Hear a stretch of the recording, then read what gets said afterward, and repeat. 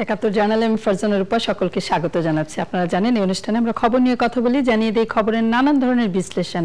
প্রতি মুহূর্তে যে সকল খবর তৈরি হয়, সারাদিন ভর গণমাধ্যমে যে সকল খবর প্রধান শিরোনাম হিসেবে থাকে, ছোটখাটো নানান খবর, নানান প্রান্তের নানান তথ্য নিয়ে আমাদের এই আলোচনা। আমরা চেষ্টা করি খবরের আপডেটগুলো সাথে সাথে আপনাদের জানিয়ে দিতে। আমাদের চেষ্টা থাকে খবরের সাথে যুক্ত মানুষদের সরাসরি যুক্ত করে তাদের মতামত প্রতিক্রিয়া সরাসরি আপনাদের জানিয়ে দিতে চেষ্টা করি তথ্যগুলো। আজ দিনভর চীনা রাষ্ট্রপতির বাংলাদেশ সফরের খবরই গণমাধ্যমের শীর্ষ শিরোনাম ছিল, যদিও দিন শেষে ঢাকা মেডিকেল কলেজ হাসপাতালে অ্যাম্বুলেন্সের চাপায় এক এক করে ৫ জনের মৃত্যুর খবরও এসেছে গণমাধ্যমে। এর মধ্যে সিলেট প্রযুক্তি বিশ্ববিদ্যালয়ের ২ শিক্ষককে হত্যার হুমকি, অধ্যাপক আনু মোহাম্মদকে হত্যার হুমকি, দাতার কিছুটা খোঁজ মিলেছে সেরকম তথ্য এসেছে গণমাধ্যমে, এবং সেই সকল তথ্য জানবার আগ্রহের মানুষের সংখ্যাও নেহায়েত কম নয়। যে সকল খবরে মূলত মানুষের আগ্রহ, সেসব নিয়েই আজ আমরা কথা বলবো। আজ আমাদের সাথে এই আলোচনায় এর মধ্যে যোগ দিয়েছেন অর্থনীতি বিশ্লেষক ডক্টর আশিকুর রহমান এবং অনলাইন অ্যাক্টিভিস্ট আরিফ জেপ্তিক। যেটি বলছিলাম যে এরই মধ্যে হুমকিদাতা হিসেবে যার মোবাইল ফোন, যে নাম্বারটি, ব্যক্তি না বলে যদি বলি মোবাইল ফোনটি, নাম্বারটির খোঁজ মিলেছে সিলেটে ওলামা লীগের এক নেতা ফাইজুর রহমান, যিনি মূলত হাফেজ নামে এলাকায় পরিচিত। নিশ্চয়ই আপনার খবরটি চোখে পড়েছে। আমি আসলে সরাসরি তথ্যগত আলোচনাটিতেই যেতে চাই। আপনার মোবাইল ফোন, এটি থেকে অন্য কারোর পক্ষে এই নাম্বার ব্যবহার করে বার্তা পাঠানো বা টেলিফোন করা সম্ভব কিনা, যদিও খুবই কারিগরি বিষয়, কিন্তু আপনার জানা আছে কিনা? প্রথম কথা হচ্ছে যে খুব স্বাভাবিক না, খুব যে এটা শোনা গেছে তা না, কিন্তু টেকনোলজি এত উন্নত হচ্ছে যে এটাকে একেবারেই আপনি উড়িয়ে দিতে পারেন না। এটা হয়তো সম্ভব। সিম ক্লোনিং এর কিছু খবর আমরা আগেও পেয়েছি। এটা আসলে টেলিকমিউনিকেশন মিনিস্ট্রি এবং আমাদের টেলিফোন অপারেটর যারা আছেন তারা বলতে পারবেন যে এই সিমটি বিশেষভাবে কোনো কারণে ক্লোন হয়েছে কিনা না। এটা আজকাল প্রযুক্তি এত উন্নত, এটা সরাসরি বের করে যাবে যে এই সেট থেকে এটা দেওয়া হয়েছে কিনা না। তো সমস্যাটা যেটা হচ্ছে, যার নামে মোবাইলটি নিবন্ধিত তার পলিটিক্যাল অ্যালাইনমেন্ট এবং তার অন্যান্য সবকিছু মিলে একেবারে উড়িয়ে দেওয়া যাচ্ছে না যে তিনি নিষ্পাপ বা এখানে ছিলেন না। আপনি দেখেছেন এর আগে বেশ কয়েকটা সিলেট থেকে একই ধরনের প্রোফাইলের লোকজন অনন্ত বিজয় হত্যার সাথে জড়িত ছিলেন, সিলেটের স্থানীয় এক সাংবাদিক, একই ধরনের প্রোফাইলিং এ। তারপরে আমরা দেখেছি বেশ কিছু হুমকি এবং এই ধরনের হত্যা, বিশেষ করে অনন্ত বিজয় হত্যার সাথে যারা জড়িত ছিল তাদেরকে একই কাছাকাছি প্রোফাইলে পাওয়া যায়। এবং সে আওয়ামী ওলামা লীগ নামে যে সংগঠনের প্রচার সম্পাদক হিসাবে এখানে ফেসবুকে দাবি করেছে, এটা ওলামা লীগ বলতে পারবে। আসলে ওলামা লীগও আসলে খুব এটা কি বলা যায়, দুইটা ফ্র্যাকশন আছে, তাদের কার প্রচার সম্পাদক সে আদৌ কিনা না সেটা আমরা জানি না। কিন্তু ওই প্রোফাইলিংটা, কারণ এই ধরনের হুমকি দামকিতে ওলামা লীগ খুবই বিশ্বস্ত প্রতিষ্ঠান, তারা নিয়মিত এটা দিয়ে থাকেন। সো তাদের প্রচার সম্পাদক যদি দিয়ে থাকেন তাহলে আশ্চর্য হওয়ার কিছু নেই, আর যদি না দিয়ে থাকেন, তিনি যেভাবে দাবি করছেন, তাহলে কে দিয়েছেন এটা খুব দ্রুত খুঁজে বের করা হচ্ছে আইন শৃঙ্খলা বাহিনীর প্রধান কাজ। কেন বলছেন যে ওলামা লীগ একটি বিশ্বস্ত প্রতিষ্ঠান? কারণ তারা নিয়মিত দেন। তারা তো এই মোহাম্মদ জাফর ইকবালের বিরুদ্ধে তো তারা রাস্তায় প্রোটেস্ট করেছেন, তাকে নাস্তিক জাফর ইকবালকে ফাঁসি দিতে হবে, এটা তো ওলামা লীগের পলিটিক্যাল অ্যাক্টিভিজমের মধ্যে ছিল। ওলামা লীগ তো আমাদের মতো ব্লগারদের ফাঁসি দাবি করে রাস্তায় বিভিন্ন সময় নেমেছে। সুতরাং ওই সংগঠন, যে সংগঠন এই ধরনের ফাঁসি, এই ধরনের ভিন্ন মতের উপরে চড়াও হওয়াকে বারবার সমর্থন করে এসেছে, তাদের প্রচার সম্পাদক এটা করলেও খুব একটা অবিশ্বাসযোগ্য না। ওনার যে রাজনৈতিক কি বলা যায়, রাজনৈতিক অ্যালাইনমেন্ট ওই সংগঠনের সাথে, এতে উনি যে করবেনই না সেটাও আবার ঠিক প্রথম ধাক্কাতেই বলা যায় না। কারণ অনেক সময় প্রোফাইলিং একটা ব্যাপার, হয়তো দেখা যায় একজন সাংস্কৃতিক ব্যক্তিত্ব বা ওই ধরনের কেউ প্রগতিশীল রাজনীতির সাথে বা প্রগতিশীল চর্চা আছেন, উনি করবেন কি করবেন না হয়তো আমাদের একটা সন্দেহ থাকে। কিন্তু যেহেতু তার রাজনৈতিক বিশ্বাসটা ওই দিকেই যাচ্ছে, তাকেও সন্দেহের বাইরে রেখে দেওয়া তার বক্তব্যের উপরে, এটাও বোধহয় খুব একটা সমীচীন কাজ হবে না। বাট গোটা বিষয়টা নিয়ে আইন শৃঙ্খলা বাহিনীকে একটু সিরিয়াসলি দেখতে হবে। এত কিছুর পরে, এত অনলাইন নিবন্ধন, এটা ওটা সিম নিবন্ধনের পরেও যদি এই ধরনের হুমকি অব্যাহত থাকে, এবং এটা খুব নিয়মিত হয়, আপনি ফেসবুকে দেখবেন এই ধরনের হুমকি, ফোনে চাঁদাবাজি করা, ফোনে জিন প্রেত ভূতের যে প্রতারণাগুলো এগুলো কিন্তু এখনো চলছে। সুতরাং আমরা যে এত কষ্ট করে নিবন্ধন করলাম সিম, তারপরও এতগুলো চলে কিভাবে, এটাও বোধহয় একটু ভেবে দেখার সময় আছে। নিশ্চয়ই সরকারের সংশ্লিষ্ট অনুসন্ধান করবে, কিন্তু 3 দিনেও সেই বিষয়টি সুরাহা করতে পারেনি পুলিশ। হুমকি 3 দিন চলে গেছে এবং নতুন নতুন হুমকি যুক্ত হচ্ছে। নামের তালিকাটা বেশ লম্বা যারা এই নাম্বার থেকে হুমকি পেয়েছেন। অধ্যাপক আনিসুজ্জামান, জাফর ইকবাল, প্রফেসর মুনতাসির মামুন, শাহরিয়ার কবির, আবুল মাল, আব্দুল মুহিত, আইনমন্ত্রী আনিসুল হক, সাবেক আইনমন্ত্রী শফিক আহমেদ। আমরা তো আশা করতে পারি যে গুরুত্ব দিয়েই নিশ্চয়ই দেখা হচ্ছে। যথেষ্ট গুরুত্বের আলামত আমরা পাচ্ছি কিনা আসলে? না, আসলে গুরুত্ব না দেওয়ার তো কোনো কারণ নেই। আপনি যাদের নাম বললেন তারা তো সমাজের প্রতিষ্ঠিত ব্যক্তি, সামাজিক হোক রাজনৈতিক হোক, এবং এই সমস্যাটা তো অনেক দিন ধরে চলছে। এবং সরকারের যেটা হোলি আর্টিসেন এবং বিভিন্ন ঘটনার পরে বর্তমান লাস্ট 2-3 মাসে আমরা দেখছি যে সরকারের অনেকগুলি সাফল্য আছে কাউন্টার টেরোরিজমে। বাট আবার যে লোন উলফ মডেলটা, যেখানে আপনি নিজের সিমটাকে ব্লক করে রাউট করে বিদেশ থেকে রাউট করে যদি কাউকে থ্রেট দেন, তাহলে টেকনোলজিক্যালি ওইটাকে আইডেন্টিফাই করা একটু ডিফিকাল্ট। এবং সেটা অনেকেই পেয়েছে, আমি নাম বলবো না, সেরকম থ্রেট অনেকে যারা প্রতিষ্ঠিত তাদেরটা আপনারা বলেন, যারা হয়তো প্রতিষ্ঠিত না তাদের নামটা আপনারা বলছেন না। বাট এরকম অনেকে যারা অভ্যস্ত হয়ে গেছেন তারা হয়তো বলেন না, তারা হয়তো আর গায়ে লাগাচ্ছেন না। বাট দ্য প্রবলেম ইজ যে আমাদের মৌলিক একটা জায়গা আছে যেখানে একটা লিবারাল বাংলাদেশের দর্শনের সাথে একটা শ্রেণী কোনোভাবেই খাপ খাওয়াতে পারছে না, এবং সেই দর্শনটাকে তারা কোনোভাবেই মেনে নেওয়ার প্রয়োজন নেই, গ্রহণ করারও প্রয়োজন নেই, বাট টলারেটও করতে পারছে না। অর্থাৎ একটা হতে পারে যে আমি আপনার দর্শনকে পছন্দ করি না, কিন্তু এটা আপনার দর্শন, আপনি আপনার মতো প্রচার করে যাচ্ছেন, আপনি আপনারটা নিয়ে আছেন, আমি আমারটা নিয়ে আছি। এই যে যেটাকে আমরা একটা প্লুরাল সোসাইটি হিসেবে মনে করি, বাট তারা যে ওই প্লুরাল সোসাইটিতেও বিশ্বাস করে না, এটারই সেই প্রমাণ যে তারা মনে করছে যে একটা চিন্তাকে সংঘাত বা আক্রমণের মাধ্যমে আমার নিয়ন্ত্রণে আনতে হবে। এই মানসিকতা নতুন নয়, পৃথিবীর বিভিন্ন সমাজে বিভিন্ন যুগে এই মানসিকতা আছে, এই মানসিকতার বিভিন্ন ম্যানিফেস্টেশন আছে। আজকে যদি আমেরিকার পলিটিক্স দেখেন, মুসলিমরা অন দ্য রিসিভিং এন্ড, একজন হিজাবি নারীর হিজাবে আগুন ধরিয়ে দিচ্ছে। এই যে ইনটলারেন্সের যে চিন্তাটা, এটার বিভিন্ন ধরনের রিপারকেশন আছে। আমাদের দেশে আমরা এটা লিবারালদের উপরে আক্রমণটা করছি, অন্যান্য দেশে আবার অন্যরা আক্রমণে আছে। বাট দুঃখের জায়গাটা হচ্ছে যে আমরা যদিও এটা পলিটিক্যাল লেন্স দিয়ে আমরা পলিটিক্যালি আমরা এটাকে হ্যান্ডেল করার চেষ্টা করছি, ল এনফোর্সমেন্ট দিয়ে হ্যান্ডেল করার চেষ্টা করছি, সামাজিক যে ঐক্যটা, যে একটা প্লুরাল সমাজের পক্ষে যেটা প্রয়োজন, আমি মনে করি সেই সামাজিক ঐক্যটা এখনো ঠিকভাবে সৃষ্টি হয়নি। কারণ এই প্লুরাল সমাজের, এই সমাজের মধ্যে যে চিন্তার বিশ্বাসের বৈচিত্র্য থাকবে, এইটার যে কত বড় একটা প্রয়োজন, এইটা সমাজে অনেকেই বুঝতে চায় না বা বুঝতে পারছে না। খুবই গুরুত্বপূর্ণ সমাজতাত্ত্বিক এবং নৃতাত্ত্বিক এই আলোচনা, এবং যদি আমরা আরেকটু লম্বা সময় ধরে করতে পারতাম তাহলে নিশ্চয়ই সেটি অনেক কাজের আলোচনাই হতো। যার কথা বলছিলাম, যার মোবাইল ফোন থেকে হুমকি দেওয়া হয়েছে, ফাইজুর রহমান, তাকে আমরা পেয়েছি স্কাইপিতে, এবং একই সাথে পেয়েছি সিলেটের সহকর্মী ইকবাল মাহমুদকে, ৭১-এর প্রতিনিধি। আমরা নিশ্চয়ই তাদের কাছে আরেকটু বিস্তারিত জানতে পারবো ঘটনার সম্পর্কে। বিশেষ করে ফাইজুরের সাথে আগে কথা বলতে চাই। ফাইজুর, আপনাকে অনেক ধন্যবাদ, স্বাগত আমাদের এই আলোচনায় যুক্ত হওয়ার জন্য।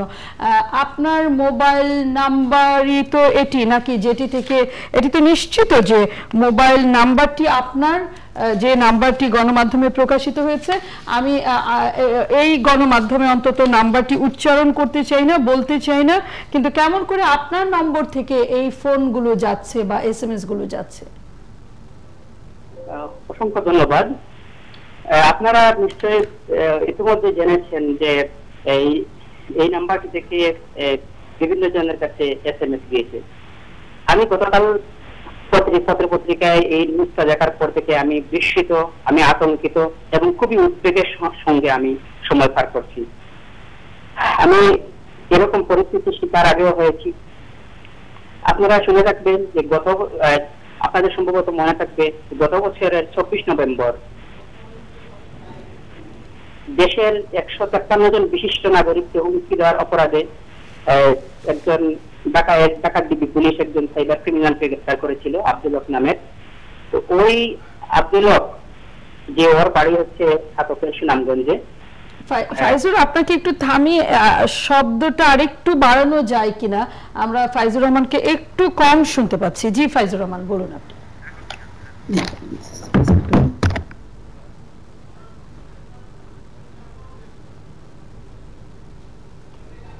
আপনি 153 জনের কথা বলছিলেন ফাইজুর রহমান, গত বছর 25 নভেম্বর। আপনাদের মনে থাকবে যে গত বছরের 24 নভেম্বর দেশের 153 জন বিশিষ্ট নাগরিককে হুমকি দেওয়ার অপরাধে রাজধানীর তেজগাঁও এলাকা থেকে একজন আব্দুল হক নামে একজন সাইবার ক্রিমিনালকে গ্রেফতার করে ঢাকা ডিবি পুলিশ।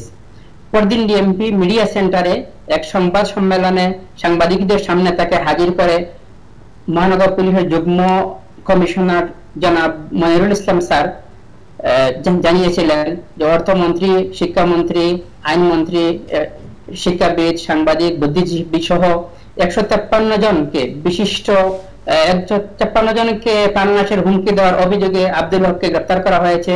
সে পূর্ব শত্রুতার জেরে সিলেটের জকিগঞ্জের একজন শিক্ষক মাওলানা সাদউদ্দিন এবং বিশ্ববিদ্যালয়ের 2 শিক্ষার্থী ফাইজুর রহমান এবং সালেহ ফুয়াদকে ফাঁসানোর জন্য অন্যের মোবাইল ফোনে আধুনিক প্রযুক্তির মাধ্যমে স্পুফিং করে গত 1.5 বছর ধরে বিভিন্ন ব্যক্তিকে আইএস, কখনো আনসারুল্লাহ বাংলা টিম বা বিভিন্ন নামে হুমকি দিয়ে আসছে।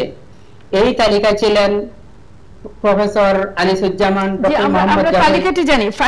ফাইজুর রহমান, ওই ব্যক্তির সাথে আপনার কি ধরনের শত্রুতা, কেন তিনি আপনার নম্বর ব্যবহার করছেন বলে আপনার ধারণা? ওই ব্যক্তির সঙ্গে আমি যখন ছোট ছিলাম তখন থেকে আমি মুক্ত চিন্তার চর্চা করে আসছি, এবং আপনারা হয়তো জেনে থাকবেন যে আমি মাদ্রাসা ব্যাকগ্রাউন্ড থেকে এসেছি, এবং মাদ্রাসায় যখন আমি পড়তাম তখনই আমার মনে হতো যে এর বাইরের একটা বিশাল জগৎ রয়েছে। ফলে আমি তখন থেকেই মুক্ত চিন্তার চর্চা শুরু করি, এবং বই পত্রিকা পড়া, বই পড়া, এগুলি একটা সময় অনেক রেস্ট্রিকশন ছিল মাদ্রাসাগুলোতে, এখন অনেকটা সহনীয় পর্যায়ে আছে, এখন রেগুলার অনুমতি আছে, একটা সময় এটা ছিল না। এবং ওই জায়গা থেকে আমি চেয়েছিলাম একটা দল বের হোক যারা মাদ্রাসা বা ধর্মীয় পরিমণ্ডলে বসে সব ধরনের গোলামির বিরুদ্ধে কথা বলবে, সব ধরনের অগ্রতার বিরুদ্ধে। সেই ব্যক্তির সাথে আপনার শত্রুতা তৈরি হয়? আমি বলি, তখন আমরা একটা সাহিত্য ফোরাম করেছিলাম মুক্তস্বর নামে। ওই ফোরামে যারা আসতো, প্রত্যেক সপ্তাহে একজন সাহিত্য আসর বসতো, ওই ফোরামে যারা আসতো তাদের মধ্যে একজন আব্দুল হক ছিল। তো আমরা তার কথাবার্তা, যখন সাহিত্য আসরে আমরা বসতাম তখন তার কথাবার্তায় আমরা বুঝতে পারি যে সে একজন হিডেন জামাতি, অথচ আমাদের হচ্ছে নীতি এবং চিন্তা ছিল সবসময় অ্যান্টি জামাত। ফলে আমরা দেখতে পারি যে তার বক্তৃতার মাধ্যমে এখানে সে জামাতি চিন্তাধারা বা মওদুদির চিন্তাধারা এখানে পুশ করার চেষ্টা করছে। আমরা তাকে বিভিন্ন সময় সতর্ক করি এবং এটা নিয়ে মতানৈক্য হয় তার সঙ্গে। এর ফলে একটা পর্যায়ে সতর্ক করার পরে যখন সে জামাতের চিন্তাধারা এখানে পুশ করার চেষ্টা করছিল তখন আমরা তাকে সংগঠন থেকে বহিষ্কার করি। এর ফলে তার সঙ্গে আমাদের আপনার যে বইটি জঙ্গিবাদের বিশ্বায়ন, এটি সম্পর্কে আমাদের একটু ধারণা দিবেন ছোট করে? আসলে আমি জঙ্গিবাদ নিয়ে দীর্ঘ সময় ধরে গবেষণা করেছিলাম। বিশেষত আমি মাদ্রাসা শিক্ষা এবং আধুনিক শিক্ষা দুটো শিক্ষা ব্যবস্থাকে এবং দুটো শিক্ষাঙ্গন থেকে বেরিয়ে আসা মানুষদেরকে খুবই কাছে থেকে দেখার সুযোগ হয়েছে, যেহেতু দুটি শিক্ষাধারার মধ্যে আমি মিশেছি এবং দুটি শিক্ষাধারার সঙ্গে আমি জড়িত ছিলাম। অর্থাৎ আমি ধর্মীয় শিক্ষা থেকে এসেছি, যেমন মাদ্রাসা থেকে এসেছি, যেমন আধুনিক শিক্ষার মধ্যে এবং আমি এসেছি।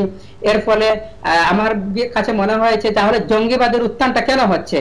এদেশের মানুষ সবসময় হচ্ছে জঙ্গিবাদের বিপক্ষে।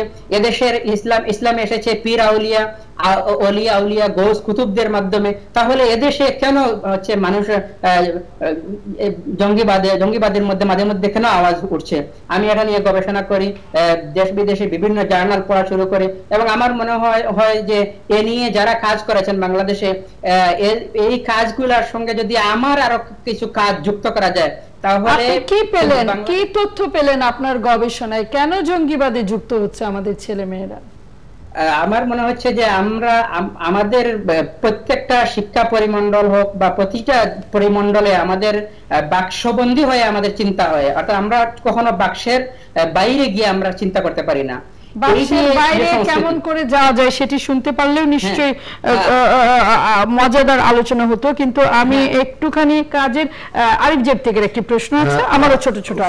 আপনি আপনার ফেসবুকে বলেছেন যে আব্দুল হকের ভাই এনামুল হক ওরফে অনুপম হক এই হুমকি দিতে পারে বলে আপনার মনে হচ্ছে, এটা কেন মনে হচ্ছে আপনার? নাম্বার 1। নাম্বার 2 হচ্ছে আপনার নাম্বারটি যখন মিডিয়ায় প্রকাশিত হলো আপনি সরাসরি পুলিশের কাছে গেলেন না কেন? কারণ আমরা যতটুকু জানি, আমি খোঁজ নিয়ে জানলাম যে আপনি এর আগে একবার গ্রেফতার হয়েছিলেন এবং পরবর্তীতে দেখা গেছে যে আপনার মোবাইল নাম্বারটি স্পুফিং করা হয়েছে এবং আপনাকে সেই কারণে ছেড়ে দেওয়া হয়েছে। যেহেতু দ্বিতীয়বার আপনার একই ঘটনা ঘটলো, আপনি সরাসরি পুলিশের কাছে কিন্তু যাননি, আপনি গিয়েছেন পরে তেল গ্যাস কমিটির একজন নেতার পরামর্শে, বা আপনি যখন ওনার সাথে জিজ্ঞেস করছেন। এই দুইটা জিনিস আমরা একটু জানার আগ্রহ। ফাইজুর রহমান, আপনার কাছে আসবো আমরা, কিন্তু একটা বিরতি নিতে হচ্ছে। আর যেপ্তিক বিরতির পর আপনার প্রশ্নের উত্তরটি নিচ্ছি, থাকুন একাত্তর চ্যানেলে।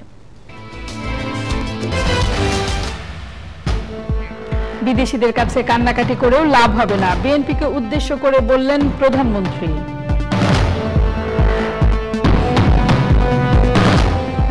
ঢাকা মেডিকেল কলেজ হাসপাতালের গেটে অ্যাম্বুলেন্সের চাপায় 5 জনের মৃত্যু, ব্যবস্থা নেবার আশ্বাস স্বাস্থ্যমন্ত্রীর। বাজারে মোটা চাল বিক্রি হচ্ছে কেজি প্রতি 40 টাকা, সরকারকে চাল সরবরাহের অজুহাতে সংকট তৈরির অভিযোগ।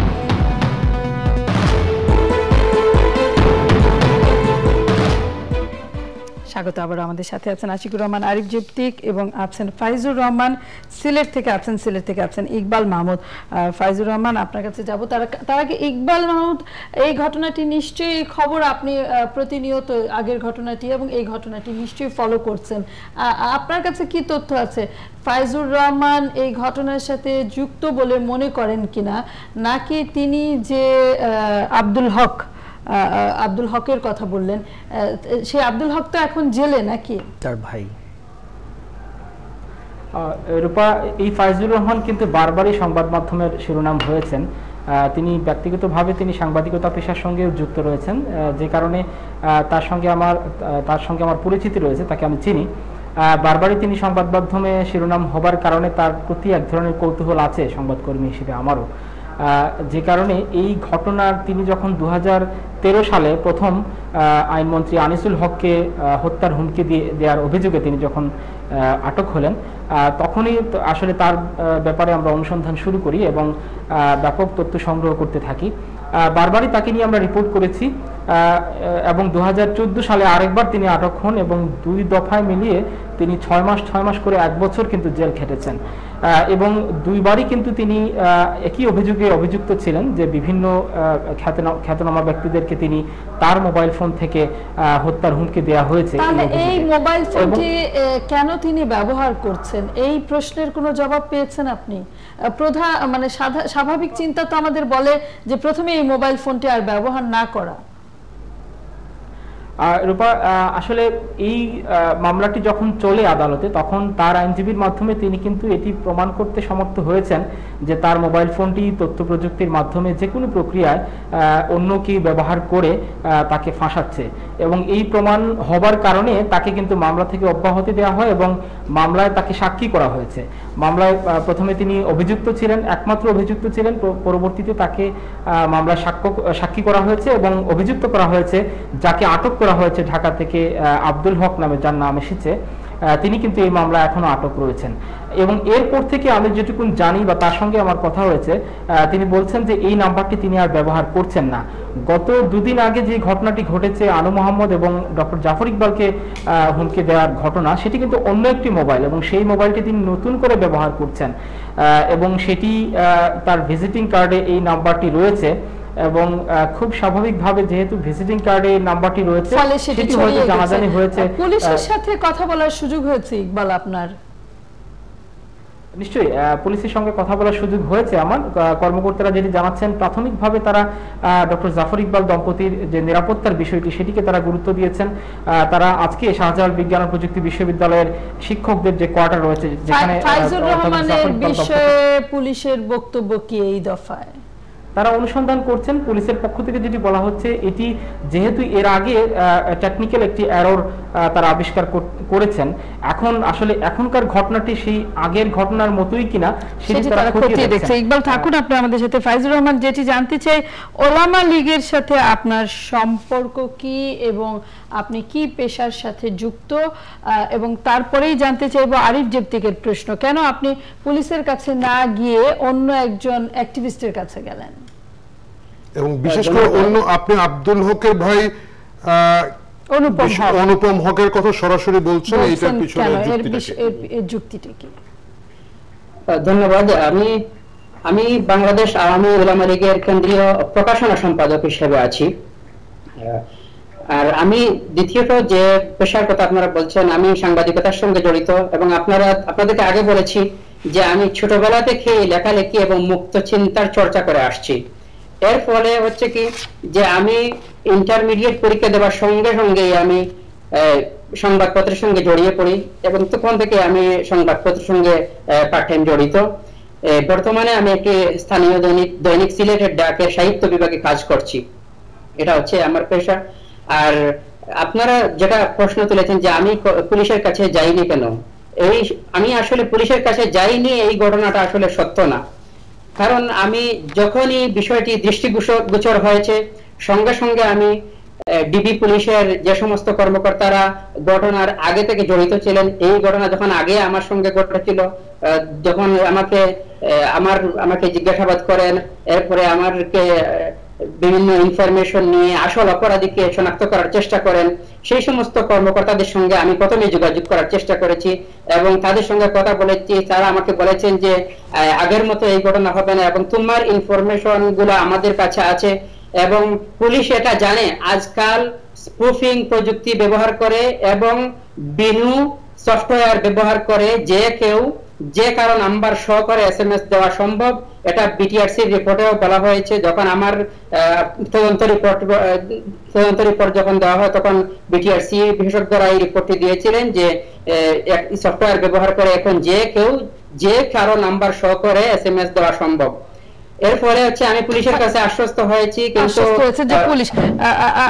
আরেকটি প্রশ্ন ছিল আরিফ জেবতিকের, কেন আপনি অনুপম হকের কথা বলছেন? এই ঘটনার সাথে তার যুক্ততার কি প্রমাণ আছে আপনার কাছে, বা কেন সন্দেহ করছেন?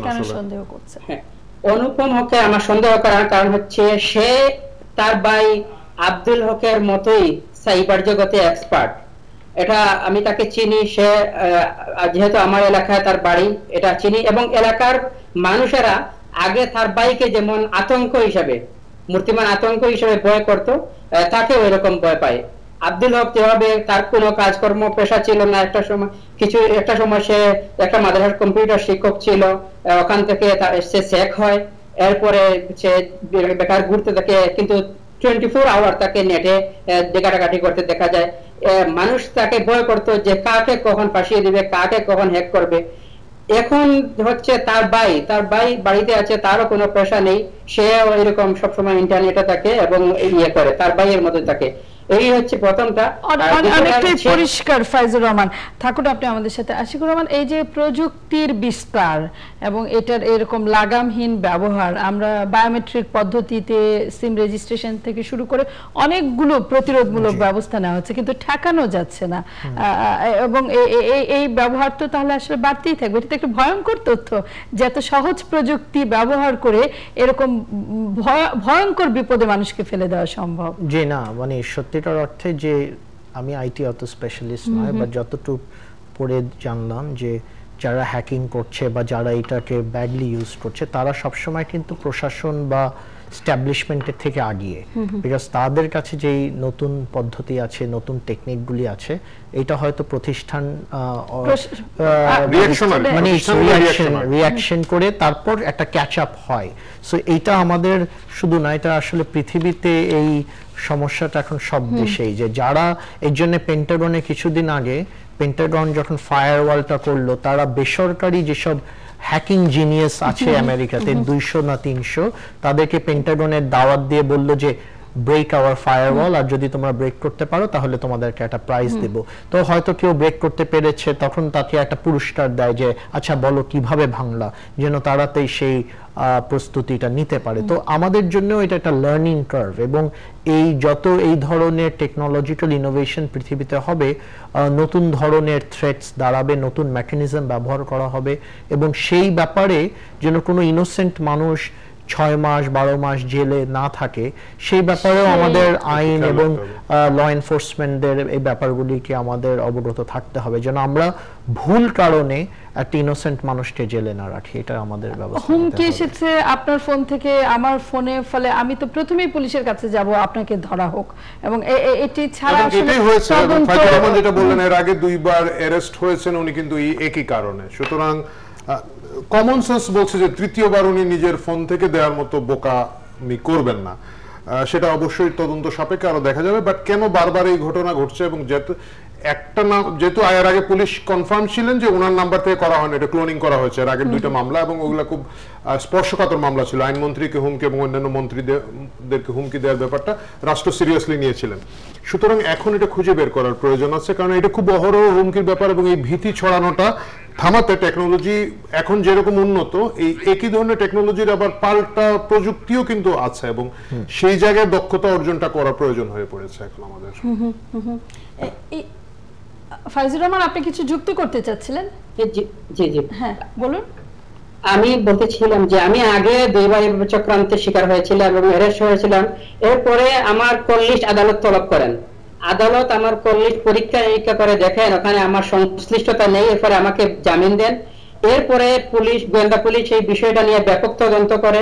পুলিশের তদন্তের ফলে বিটিআরসি রিপোর্টের প্রতিবেদনের ভিত্তিতে তারা ফাইনাল রিপোর্ট আদালতে দাখিল করেন এবং আমাকে মামলা থেকে অব্যাহতি দেওয়া হয়।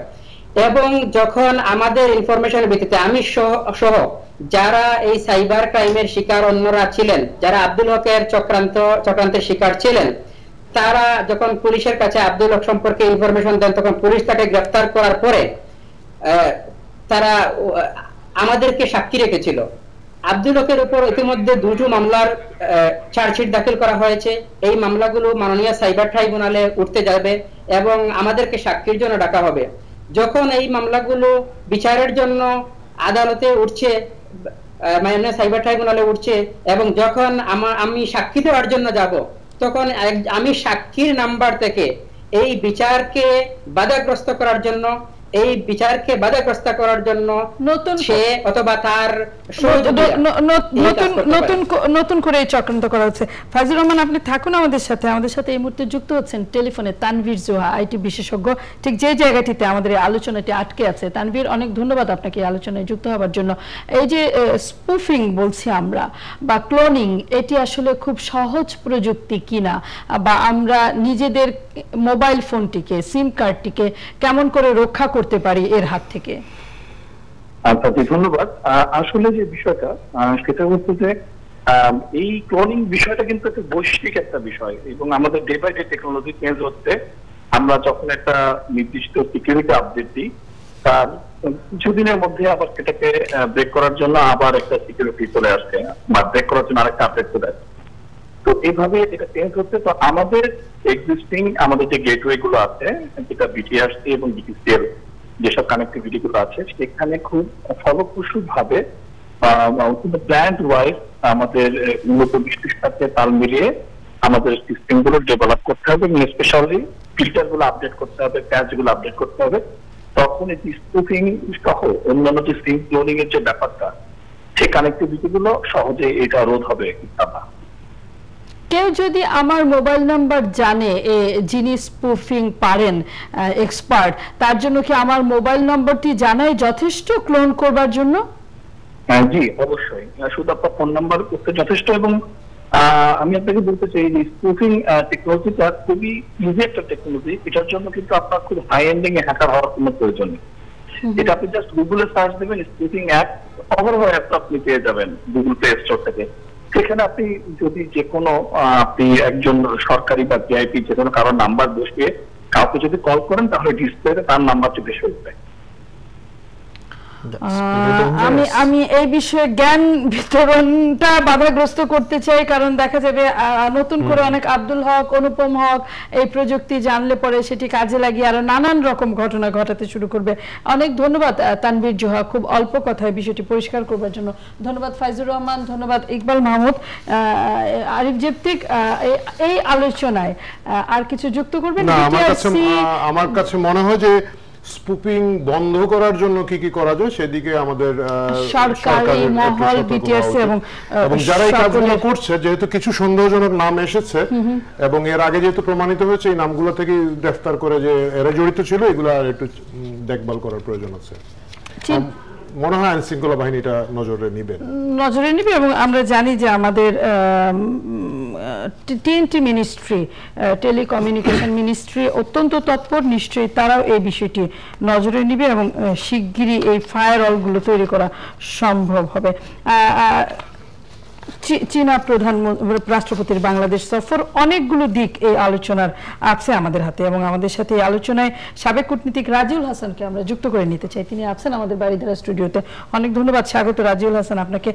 যেটি বলছিলাম যে চীনের রাষ্ট্রপতির বাংলাদেশ সফর, একটি তো বাণিজ্য অর্থনীতির নানান রকম সম্ভাবনা, অনেকগুলো চুক্তি সমঝোতা স্মারক স্বাক্ষর, এবং ভারত, বাংলাদেশ, চীন ত্রিপক্ষীয় সম্পর্ক, এটি নিয়ে কথা বলতে চাই। এবং বিএনপি নেতারা খালেদা জিয়ার সাথে চীনা রাষ্ট্রপতির বৈঠককে নতুন দিগন্ত হিসেবে দেখবার চেষ্টা করেছেন, সেটি নিয়ে কথা বলেছেন প্রধানমন্ত্রী শেখ হাসিনা। এবং সামনে আছে বিমস্টেক সম্মেলন, অনেকগুলো বিষয় আছে এই আন্তর্দেশীয় সম্পর্কের ক্ষেত্রে। রাজিউল হাসান, আপনার কাছে আসবো আমরা। তার আগে আশিকুর রহমান, যদি মূল্যায়ন অর্থেই বলি ছোট করে, এই সফর থেকে আসলে আমরা কি পেলাম? আচ্ছা, ঠিক আছে, আমি যদি খুব সংক্ষিপ্তভাবে বলি, আমাদের গত 44 বছরে আমাদের যে ঋণ দাঁড়িয়েছে সেটা হচ্ছে $26 বিলিয়ন, এবং সেটা আমরা বলি আমাদের যদি জিডিপি 100 টাকা হয়ে থাকে, সেই এক্সটার্নাল ঋণটা হচ্ছে 13.5 টাকা, অর্থাৎ ইটস ভেরি লো। আজকে চায়না যেই সফট লোনটা আমাদেরকে দিচ্ছে $24 বিলিয়ন, সেটা আপনি বুঝতে পারছেন যে 44 বছরে আমরা যেটা পেয়েছি, আগামী 4 বছর বা 5 বছরে আমরা সেটা একদম ভেরি ইকুইভ্যালেন্ট পেতে যাচ্ছি। এবং তারা যে সেক্টরগুলি বেছে নিয়েছে সেটা হচ্ছে energy, railway, roads and highways, ICT এবং ওয়াটার ট্রিটমেন্ট, অর্থাৎ বিনিয়োগ করবে তারা মূল ইনফ্রাস্ট্রাকচারে। এবং চীন যেটা এটাকে দেখার চেষ্টা করছে, এটাকে তারা অ্যাডহক বিনিয়োগ বলছে না, তারা বলছে স্ট্র্যাটেজিক পার্টনারশিপ, অর্থাৎ তাদের দুইটা স্ট্র্যাটেজিক লক্ষ্য আছে। এক হচ্ছে বাংলাদেশ, চায়না, ইন্ডিয়ান, মিয়ানমারে তারা যে রুটটা করার চেষ্টা করছে, এই রুটটা দিয়ে trade, energy trade, goods and services যেন ট্রেড হতে পারে, সেই রুটটা তারা তৈরি করার চেষ্টা করছে। অন্যদিকে বাংলাদেশ হয়ে থাইল্যান্ড যাওয়ার যে রুটটা, সেই রুটটার উপরেও তারা বিনিয়োগ করছে। অর্থাৎ এই সাউথ এশিয়া এবং এশিয়ার মধ্যে যদি একটা হাই লেভেল অফ কানেক্টিভিটি তৈরি করতে পারে, সেটাকে লং রান ভিশনটা মাথায় রেখে তারা এই বিনিয়োগ করছে। আরেকটা যেটা তারা করছে, যে যেহেতু চীনে আমরা অর্থনীতিতে বলি একটা স্ট্রাকচারাল চেঞ্জ আসছে, অর্থাৎ তারা লেবার ইন্টেন্সিভ ইন্ডাস্ট্রি থেকে সরে ক্যাপিটাল ইন্টেন্সিভ ইন্ডাস্ট্রিতে চলে যাচ্ছে। তারা বাংলাদেশে তাদের অনেকগুলি লেবার ইন্টেন্সিভ ইন্ডাস্ট্রি যেন ওই মুনাফাটা তারা ধরে রাখতে পারে, সেটা তারা এখানে ট্রান্সফার করার জন্য একটা ক্ষেত্র তৈরি করছে। সেই কারণে বিভিন্ন ইপিজেড নিয়ে আপনারা কথা শুনছেন। এখন বাংলাদেশের পার্সপেক্টিভ দিয়ে আপনি যদি চিন্তা করেন, এটা একটা হিউজ অপরচুনিটি, কারণ যেখানে আমরা 44 বছরে মাত্র $26 বিলিয়ন ডেট অ্যাকুমুলেট করেছি, নেট ডেট, আমরা অনেক ঋণ পরিশোধও করেছি। এই বিনিয়োগ যদি আমরা সঠিক সময়ের মধ্যে আনতে পারি, আমি আবারও বলছি সঠিক সময়ের মধ্যে যদি আনতে পারি, অর্থাৎ 5 বছরের মধ্যে যদি আমরা আনতে পারি, তাহলে আমাদের প্রবৃদ্ধি 7 থেকে 8% আমরা নিয়ে যেতে পারবো। এবং আমরা 2021-এর মধ্যে বা 22-এর মধ্যে আমাদের অর্থনীতিকে $300 বিলিয়ন প্লাস, এবং এই সমস্ত ডিলের সাথে কিছু চ্যালেঞ্জেসও আছে, আপনি আলোচনা করেন, আমি আবার চ্যালেঞ্জেসের জায়গাতে আসবো। রাজিউল হাসান, এই যে এত কিছু আমরা পাবো, এটি নিশ্চয়ই খুব মুখের কথা নয়, আমরা দিচ্ছি কি চীনকে? ধন্যবাদ, আমারও মতামত জানবার চেষ্টা করছেন, এবং আমিও খুব কৌতূহল ভরে শুনছিলাম আমাদের বিভিন্ন বক্তা যারা আছেন আপনার সামনে, তারা কি বলছিলেন।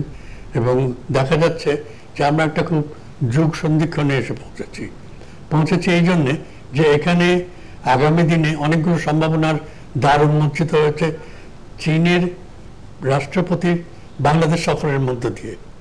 এবং এই আজকে মানে আগামীকাল, এখন তো আগামীকাল হয়েই গেছে, আমাদের মাননীয় প্রধানমন্ত্রী যাচ্ছেন গোয়াতে, যেখানে তিনি ভারতের প্রধানমন্ত্রীর সঙ্গে মিলিত হবেন। এছাড়া আরও নানান দেশের রাষ্ট্রপ্রধানদের সঙ্গে, সরকার প্রধানদের সঙ্গেও মিলিত হবেন। এবং তিনি যাচ্ছেন কিন্তু দুটি সামিটের যুগলবন্দিতে। একটা হচ্ছে ব্রিক্স, BRICS, আরেকটা হচ্ছে বিমস্টেক্স। বিমস্টেকে যারা সদস্য রাষ্ট্র তারা হচ্ছে Bangladesh, Thailand, Myanmar, India, Sri Lanka, Nepal এবং ভুটান। আবার ব্রিক্সে যারা আছেন সেখানে হচ্ছে Brazil, India, south Africa, Russia, China. এখন এতগুলো রাষ্ট্রপ্রধানদের সঙ্গে মিলিত হয়ে মত বিনিময় করার সুযোগটা অপরিহার্য এবং এটা খুবই ফলপ্রসূ হবে বলে আমি মনে করি। এই প্রত্যাশার জায়গা থেকে একটা বিরতি নিতে হচ্ছে রাজিউল হাসান, এবং আমরা ফিরতে চাই এই আলোচনায়। বিশেষ করে আপনি যে দিনের কথা বলেছেন সেই দিনেই গোয়ার উদ্দেশ্যে প্রধানমন্ত্রী শেখ হাসিনা ঢাকা ছাড়বেন এবং সেই দিনই তার কথা হবার কথা আছে নরেন্দ্র মোদীর সাথে ভারতের প্রধানমন্ত্রী, অর্থাৎ চীনের রাষ্ট্রপতির সাথে বৈঠকের একদিন পরেই ভারতের প্রধানমন্ত্রীর সাথে প্রধানমন্ত্রী শেখ হাসিনার বৈঠক। রাজনীতি কূটনীতির এই আলোচনায় থাকুন একাত্তর জার্নালে। স্বাগত আবার একাত্তর জার্নালে। আমাদের সাথে আছেন আরিফ জেবতিক, আছেন আশিকুর রহমান, আছেন রাজিউল হাসান এবং মধ্যরাতের ওয়েব পোর্টালগুলোর সবশেষ শিরোনাম চট করে দেখে নিয়ে ফিরতে চাই রাজনীতি, কূটনীতি, ভূ রাজনীতি এই অঞ্চলের সেই আলোচনায়। ব্যবসা, অর্থনীতি আছে আমাদের সাথে।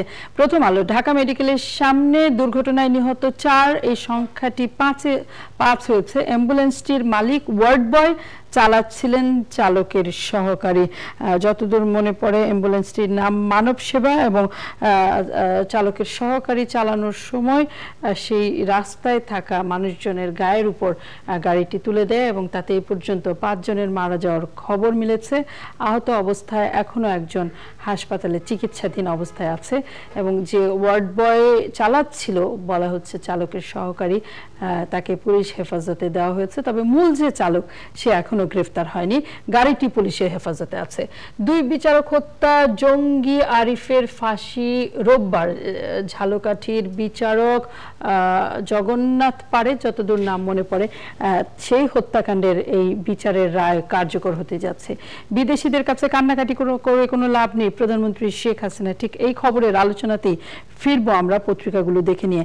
খাদিজার ডান হাতে অস্ত্রোপচার হবে, লাইফ সাপোর্ট ছাড়া খাদিজা এই মুহূর্তে হাসপাতালে আছে, যদিও তার জ্ঞান ফিরেনি এবং তার এক হাত এক পায়ের ভবিষ্যৎ কি তা নিয়ে এখনো কোনো নিশ্চয়তা দিতে পারেননি ডাক্তাররা। আনু মোহাম্মদকে হত্যার হুমকিদাতাকে গ্রেফতারের দাবি, যদিও এ পর্যন্ত আলোচনা কিছুটা ধারণা মিলল যে হয়তো যার নাম্বারটি মিলেছে তিনি এই হুমকির সাথে যুক্ত নন। জনকণ্ঠ, নতুন মাত্রা উন্নয়নের মহাসড়কে ঢাকা বেজিং সম্পর্ক, বাংলাদেশের অসাধারণ সাফল্য, বিশ্ব ব্যাংক প্রেসিডেন্ট আজ দেখতে আসছেন এবং বিশ্ব ব্যাংক প্রেসিডেন্টের বাংলাদেশে আসবার যে উপলক্ষ, বাংলাদেশকে দারিদ্র্য বিমোচনের মডেল হিসেবে দেখিয়েই এই আয়োজনে বিশ্ব ব্যাংকের প্রেসিডেন্ট 3 দিনের সফরে ঢাকা আসছেন। দুর্ঘটনা না হত্যা, অ্যাম্বুলেন্স উঠিয়ে দিয়ে ঢাকা মেডিকেল কলেজ হাসপাতালের প্রসঙ্গ, বিশাল কর্মযজ্ঞে পাল্টে যাবে চট্টগ্রামের দৃশ্যপট, 1 বেল্ট 1 রোড অর্থনৈতিক করিডোর প্রসঙ্গে এই খবর। দুর্ভাগ্য ওদের কাছ থেকে আজ গণতন্ত্রের ছবক শুনতে হয়। খালেদা জিয়ার সাথে চীনা রাষ্ট্রপতির সাক্ষাৎ প্রসঙ্গে প্রধানমন্ত্রী শেখ হাসিনার মন্তব্য। আর কত নতুন নেতৃত্ব পেলে খুশি হয়ে শেখ হাসিনা। 1 সপ্তাহ পরে দলীয় সম্মেলনকে সামনে রেখে প্রধানমন্ত্রী শেখ হাসিনা নিজের 35 বছরের দায়িত্ব পালনের অভিজ্ঞতা তুলে ধরে নতুন নেতৃত্ব খুঁজবার তাগাদা দিয়েছেন সহকর্মীদের। গর্ভের সন্তান হারানোর পর মায়েরও মৃত্যু, ঢাকা মেডিকেল কলেজ হাসপাতাল প্রসঙ্গ। কিমের সফরে পদ্মার তিক্ত স্মৃতি ভোলার আশা, বিশ্ব ব্যাংক প্রধানের বাংলাদেশ সফর প্রসঙ্গের খবর। টুইটে গুতেরেসকে অভিনন্দন খালেদার দর্শন বিশেষ বার্তা বলছে বিএনপি। বিদেশিদের কাছে কান্নাকাটি করে লাভ নেই, প্রধানমন্ত্রী চীনকে সঙ্গে রাখতে হবে, ভারতকেও বলেছেন আশরাফ। আমরা এই খবরটা নিয়ে এই শিরোনামটা ধরে আলোচনায় ফিরতে চাই। দুদিনকে 4 জনের দুই দিনে 4 জনকে একই ফোন থেকে হত্যার হুমকি। ফাইজুর রহমানের সাথে যে কথা বলছিলাম, সেই ফাইজুর রহমানের ফোন থেকেই এই হত্যার হুমকি মিলেছে। কখনো আনসারুল্লাহ বাংলা নামে, কখনো আইএস নামে এই হুমকি দেওয়া হয়েছে। ভারত, মিয়ানমার, থাইল্যান্ড সড়কে যুক্ত হবে বাংলাদেশ। চীন বাংলাদেশ চুক্তিগুলোই বাণিজ্য ঘাটতি কমবে কি, প্রশ্ন বিবিসি বাংলার। ব্রিক্স ও বিমস্টেক নেতাদের আলোচনা হবে গোয়াতে। সেই আলোচনা অনুষ্ঠানে যোগ দিতে প্রধানমন্ত্রী শেখ হাসিনা গোয়া যাবেন। দুপুরে সেইখানে মধ্যাহ্ন ভোজে অংশ নেবার কথা আছে তার, এবং সন্ধ্যায় ভারতের প্রধানমন্ত্রী নরেন্দ্র মোদীর সাথে বৈঠক করবারও কথা আছে। আরিফ জেবতিক, এক পাশে ভারত, এক পাশে চীন, এবং একে কানেক্টিভিটি হিসেবে দেখছেন সৈয়দ আশরাফ। এই সম্পর্ক চাপ হয়ে দাঁড়াবে না তো কোনোভাবে বাংলাদেশের জন্য? আমার কাছে মনে হয় না। আমার কাছে যেটা মনে হয় যে বাংলাদেশ এই মুহূর্তে যথেষ্ট ম্যাচিউরড, এবং আমরা কূটনৈতিক জায়গায় একটা সুবিধাজনক অবস্থানে বিশ্বের রাজনীতির কারণে পৌঁছে গেছে। আমাদের যে অবস্থান, বে অফ বেঙ্গল, আমাদের যে রিসোর্স, এবং ভারত, পাকিস্তান, চীনের যে রাজনীতি, এই রাজনীতির কারণে, এবং এই দুটোর মধ্যে আবার দুটো পরাশক্তি, চীন নিজে পরাশক্তি, ভারত, পাকিস্তান, এর বাইরে রাশিয়া এবং আমেরিকার যে স্বার্থ সংশ্লিষ্ট ব্যাপার, এবং দ্বিতীয় যে জিনিসটা আমাদের উদীয়মান অর্থনীতি, এইসব কারণে আমরা এক ধরনের সুবিধাজনক অবস্থায় আছি। এবং এই সুবিধাজনক অবস্থানকে ফায়দা নেওয়ার জন্য যে ম্যাচিউরিটি দরকার, এটা বাংলাদেশের এখন আছে বলে আমি ব্যক্তিগতভাবে বিশ্বাস করি।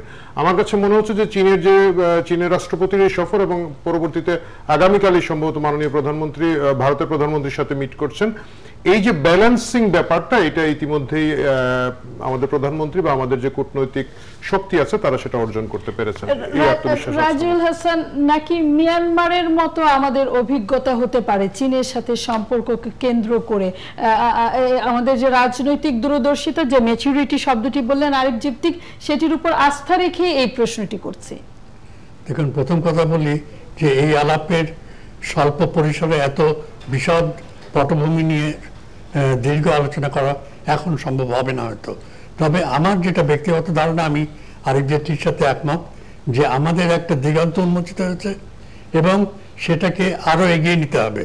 কিভাবে এগিয়ে নিতে হবে? আমরা বিমস্টেককে যদি ধরি, বিমস্টেকে 13টি প্রায়োরিটি সেক্টর আইডেন্টিফাই করা আছে। তার মধ্যে অনেক কিছু আছে, পভার্টি এলিভিয়েশন আছে, মানে দারিদ্র্য বিমোচন, তার মধ্যে আছে ক্লাইমেট, তার মধ্যে আছে যোগাযোগ, কানেক্টিভিটি, এবং আরো কাউন্টার টেরোরিজম, অনেক কিছু, অর্থনৈতিক বিনিয়োগ, সবকিছু মিলিয়ে। এবং খুবই স্বাভাবিকভাবে বাংলাদেশ চাইবে এর থেকে যতটা সুবিধা নেওয়া সম্ভব সেটা তারা তাদের অনুকূলে নিতে চাইবে।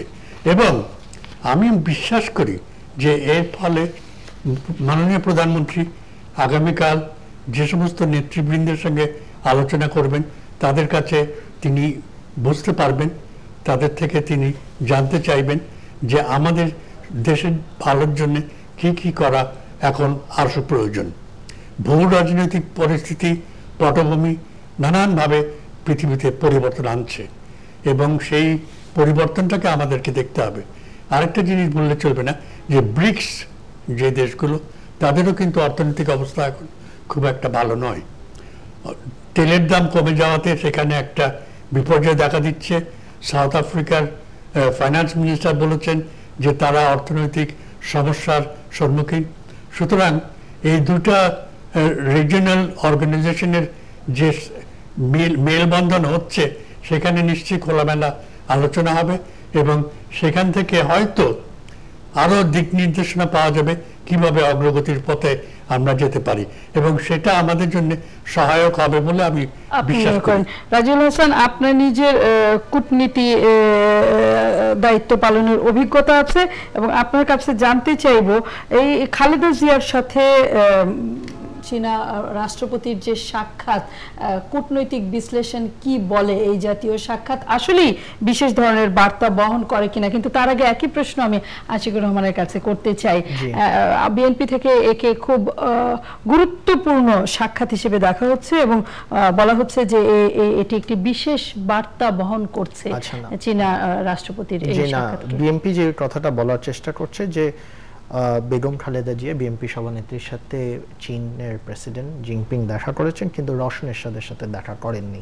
এবং যেহেতু এটা একটা ডিপ্লোম্যাটিক প্রটোকল করেছে, এটা এখন দেখেন, আপনি যদি সান্ত্বনা খুঁজতে চান, আপনি অনেক কিছুর মধ্যে সান্ত্বনা খুঁজতে পারেন। তারা যে চায়নার কাছে বাংলাদেশের গণতন্ত্র নেই এই কমপ্লেন করেছে, এটা তো স্বাভাবিক একটা পলিটিক্যাল সায়েন্স স্টুডেন্টের কাছে এক ধরনের হাস্যকর, কারণ China does not care about democracy. China does not care about আপনার political. China cares about political stability and economic growth. So সেই জায়গায় আপনি কি মেসেজটা দিলেন চায়নাকে, এটা আমার বুঝার ক্ষমতা নেই, কারণ why would China be bothered? বাংলাদেশে আছে ডেমোক্রেসির কিছু ইন্ট্রিনসিক ভ্যালু আছে, এটা আমাদের জাতীয় দুর্ভাগ্য যে আমাদের পলিটিক্যাল সিচুয়েশনটা কনফ্রন্টেশনাল, এবং আমাদের কনফ্রন্টেশনাল পলিটিক্সের মধ্যে নির্বাচন নিয়ে সবসময় একটা সমস্যা তৈরি হয়। নির্বাচনে কেউ যদি হেরে হাতও বদলায় ক্ষমতার, তাও এক পক্ষ বলে যে ক্ষমতা নির্বাচন সঠিক হয়নি। তো নির্বাচন এটা একটা সেপারেট ডিবেট, বাট বিএনপি এখন যেহেতু পলিটিক্যালি খুব লেজিটিমেসি খোঁজার চেষ্টা করছে, তারা এইসব ছোটখাটো জিনিসকে হাইলাইট করে তারা দেখানোর চেষ্টা করছে জনগণকে এবং তাদের সমর্থকদের যে আমরা এখনো পলিটিক্যালি বেঁচে আছি, যেটা অবশ্যই তারা বেঁচে আছে, তারা একটা প্রতিষ্ঠিত রাজনৈতিক দল, তাদের এত দুর্বল মানসিকতা কেন, এইটাই আমার প্রশ্ন। কিন্তু চীনের রাষ্ট্রপতি তো খালেদা জিয়ার সাথে দেখা করলেন, ফলে এটি তো গুরুত্ব বহন করে।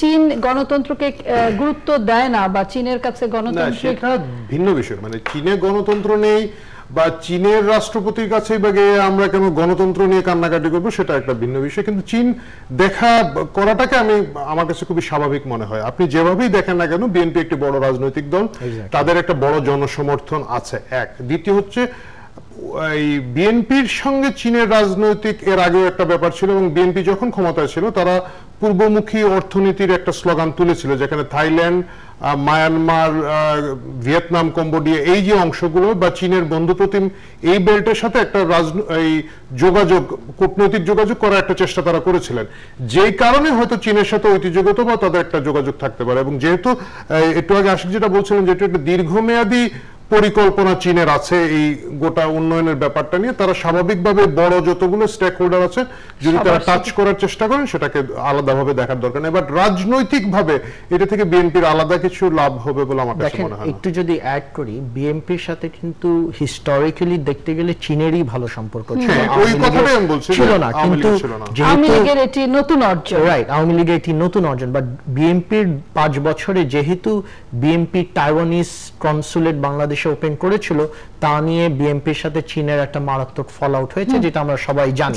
তো সেই জায়গায় বিএনপির কিছু গ্রাউন্ড রিকভারি করার চেষ্টা করতেই পারে, এবং উনি যেটা বললেন, যেহেতু চীন এই দেশে দীর্ঘমেয়াদী রাজনীতি করতে, স্ট্র্যাটেজিক ইকোনমিক পার্টনারশিপ করতে চায়, তারা স্বাভাবিকভাবে সকল ইকোনমিক স্টেক হোল্ডার, পলিটিক্যাল স্টেক হোল্ডারদের সাথে একটা সম্পর্ক রাখার চেষ্টা করে। কূটনৈতিক বিশ্লেষণ জানতে চাইব রাজিউল হাসান, সংসদের বাইরে থাকা একটি দল তার নেত্রীর সাথে চীনের রাষ্ট্রপতির দেখা করাটা কূটনীতিতে কি বলে?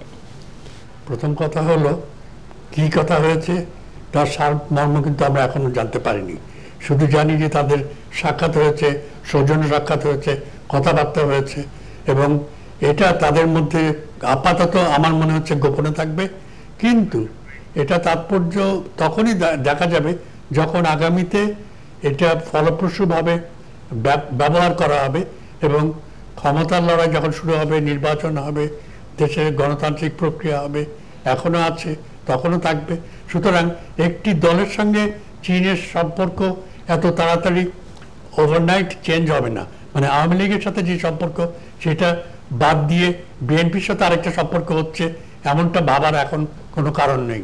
তারা চীনের সরকারের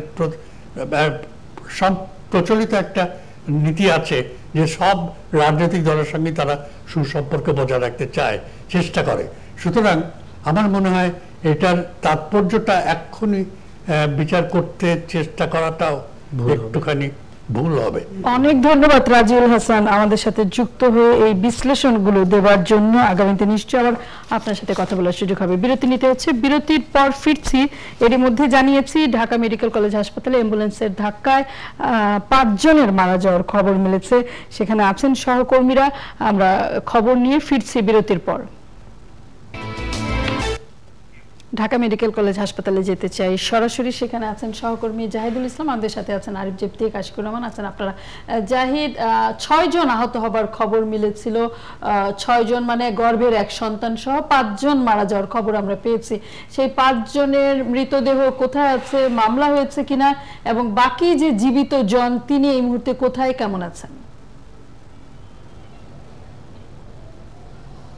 রূপা, আপনাকে জানিয়ে রাখি, সকালে যখন ঢাকা মেডিকেল কলেজের সামনে যে অ্যাম্বুলেন্সের দুর্ঘটনাটি ঘটে তখন আপনি যেমনটি বলছিলেন যে 5 জন মারা গেছে, আর বাকি যে 5 জন ছিলেন আহত অবস্থা তাদেরকে অলরেডি ঢাকা মেডিকেল কলেজ হাসপাতালে ভর্তি করা হয়েছিল। তবে প্রাথমিক চিকিৎসার পর ঢাকা মেডিকেল থেকে অলরেডি 4 জন চলে গেছেন, আর মাত্র 1 জন ভর্তি আছেন। আর ঢাকা মেডিকেল কলেজের বর্তমান পরিস্থিতি যদি আমি বলতে চাই, একদম শান্তশিষ্ট বলা যায়। আগে যেরকম একটা অ্যাম্বুলেন্সের সারি ছিল বা ঢাকা মেডিকেল কলেজের সামনে যে অ্যাম্বুলেন্সের যে দীর্ঘ লাইন ছিল সেটি আজকে নেই।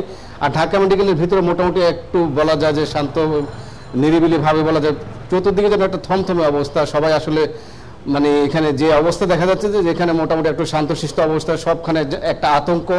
আর ঢাকা মেডিকেলের ভিতরে আমি কি নিয়ে গেছে পরিবারের সদস্যরা? মৃতদেহগুলো হস্তান্তর করা হয়েছে অলরেডি।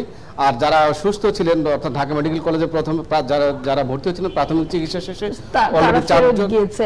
আমরা জানি যে সহকারী গাড়িটি চালাচ্ছিল তাকে গ্রেফতার করা হয়েছে। মূল যে চালক তাকে কি পুলিশ গ্রেফতার করতে পেরেছে বা কোনো মামলা হয়েছে কিনা জাহিদ? আমি এখানে ঢাকা মেডিকেল কলেজের যে অস্থায়ী যে পুলিশ ফাঁড়ি রয়েছে সেখানে আমি যে পুলিশের সদস্য রয়েছেন তাদের সাথে আমরা কথা বলছি। তারা যেমনটি বলেছেন যে দুর্ঘটনার সময় যে চালক ছিলেন সোহেল, তার মাত্র বয়স ছিল 18 বছর। তাকে তাৎক্ষণিকভাবে আটক করা হয় এবং তাকে শাহবাগ থানা গাড়ি সহ হস্তান্তর করা হয়। এখন পর্যন্ত আসলে শাহবাগ থানার সাথে আমরা যোগাযোগ করতে পারিনি। আর এখানকার যে পুলিশ ফাঁড়ির সদস্য রয়েছেন তারা বলেছেন যে তাদের মূল দায়িত্ব গাড়িটি আটক করা এবং চালককে শাহবাগ থানায় হস্তান্তর করা। অনেক ধন্যবাদ জাহিদ। সবাই তার মূল দায়িত্ব পালন করছেন নিশ্চয়ই সঠিকভাবে। আরিফ জেপ্তি, ছোট করে মন্তব্য। আমরা একটুখানি পাকিস্তান প্রসঙ্গে যেতে চাই, ডন পত্রিকার খবর নিয়ে। তার আগে এই প্রসঙ্গে এখন শান্তশিষ্ট, এখন আর এলোমেলো অ্যাম্বুলেন্স নেই, তার জন্য আজকে থাকবে না, কালকে থাকবে না, পরশু আবার আসবে। আমাদের এখানে এমন একটা দুর্ভাগ্য হচ্ছে রূপা, আমাদের প্রতিটি জায়গায় চক্র আছে এবং এই চক্রের বাইরে গিয়ে কিছু করা যাচ্ছে না। গাছ কাটার চক্র, মাছের বাজারের চক্র এবং হাসপাতালের চক্র, প্রতিটা জায়গায় একদল পঙ্গপালের মতো লোকজন মানুষের জীবনকে জিম্মি করে, মানুষের সুবিধাকে জিম্মি করে। এই যে অ্যাম্বুলেন্স ব্যবসা, প্রতিটি অ্যাম্বুলেন্সের মালিক হাসপাতালের 3য় 4র্থ শ্রেণীর কর্মকর্তা। এর বাইরে আপনার আমার পক্ষে গিয়ে এখানে কিন্তু অ্যাম্বুলেন্স দেওয়া সম্ভব না। এটা একটা চক্র। একটা মৃতদেহ বেরিয়ে যেতে হলে ওই অ্যাম্বুলেন্স নিতে হবে, না হলে লাশ রিলিজ করা হয় না। একজন রোগীকে ঢাকার বাইরে পাঠাতে হলে ওই অ্যাম্বুলেন্স নিতে হবে, তাদের রেট মতো নিতে হবে। দিনের পর দিন এটা নিয়ে অনলাইনে লেখা হচ্ছে, অফলাইনে লেখা হচ্ছে, বিভিন্ন পত্রিকায় আসছে। আমাদের মন্ত্রী আছে, আমাদের মন্ত্রণালয় আছে, আমাদের বিভিন্ন এজেন্সি আছে, কেউ কখনো এটা দেখেনি। এই যে খুব নতুন করে এই শিশু চালক দ্বারা অ্যাম্বুলেন্স চালানো হচ্ছে তা না। ওইখানে যা অ্যাম্বুলেন্স চালানো হয়, আমি দায়িত্ব নিয়ে বলতে পারি 40 থেকে 60% ড্রাইভারের কোনো লাইসেন্স নাই এবং এরা 14 থেকে 18 বছর বয়সী। এখানে তো 18 বছর বলছেন জাহিদ, কিন্তু যদি পরীক্ষা করা হয় এরা নিচে, কারণ কেউ কেয়ার করে না এবং তাদের বিরুদ্ধে কোনো ধরনের অ্যাকশন কখনো নেই। আমরা বর্তমানে দেখতে পারি আমাদের মন্ত্রীরা প্রায় ছুটে বেড়াচ্ছেন। আজকেও পূর্ব নির্ধারিত কর্মসূচি ছিল স্বাস্থ্যমন্ত্রীর ঢাকা মেডিকেল কলেজ হাসপাতাল পরিদর্শন এবং এরকম পরিচ্ছন্নতা নিশ্চিত করা। সেই প্রসঙ্গে আশিকুর রহমান আপনার মন্তব্য নিব। তার আগে মাসকাউত হোসেন, প্রবাসী সাংবাদিক, করাচি থেকে স্কাইপিতে আমাদের সাথে যুক্ত হচ্ছেন। মাসকাউত হাসান, আপনার কাছে জানতে চাইব, ডন পত্রিকায় যে বিশেষ প্রতিবেদন এক্সক্লুসিভ স্কুপ ছাপা হয়েছে এবং তারপর পাকিস্তান আইএসের এই ভূমিকা কি আসলে নতুন? খবরটি হয়তো স্কুপ, কিন্তু আইএসের এই ভূমিকার কথা কি পাকিস্তানিরা নতুন জানলো? কেন এত প্রতিক্রিয়া হচ্ছে? এটা আসলে যেটা ঘটেছে সেটা হচ্ছে যে যেহেতু জাতীয় নিরাপত্তা এবং প্রতিরক্ষা বিষয়ক কমিটির বৈঠকের একটি খবর ফাঁস হয়েছে, সে কারণে বিষয়টি অফিসিয়াল, অনেক বেশি দাপ্তরিক। মানে যে অভিযোগটি পাকিস্তানের গোয়েন্দা সংস্থার বিরুদ্ধে রয়েছে সেটা ওপেন সিক্রেট, কিন্তু এরকম ভাবে একটি গোপন বৈঠক থেকে একটি তথ্য বেরিয়ে আসা এবং সেটি অত্যন্ত বিশ্বস্ত এবং ক্রেডিবিলিটি সম্পন্ন ডন পত্রিকায় ছাপা হওয়া, তার প্রেক্ষিতে দেখা গিয়েছিল যে মিডিয়ার প্রতি পাকিস্তানের সেনাবাহিনী ক্ষুব্ধ হয়ে ওঠে অভ্যাসবশত, এবং সরকারও ওই সময় ব্যাকফুটে চলে যায় এবং সরকার এবং সেনা প্রশাসন উভয়ে ডন পত্রিকার উপরে চাপ দিতে থাকে যে সোর্স জানাতে, কিন্তু আপনি জানেন যে মিডিয়া কখনোই তার সোর্সের নাম বলবে না। কিন্তু মাসকাত, এই যে আপনি বললেন ক্রেডিবল, এই সংবাদের তাদের সূত্র তারা প্রকাশ করেননি,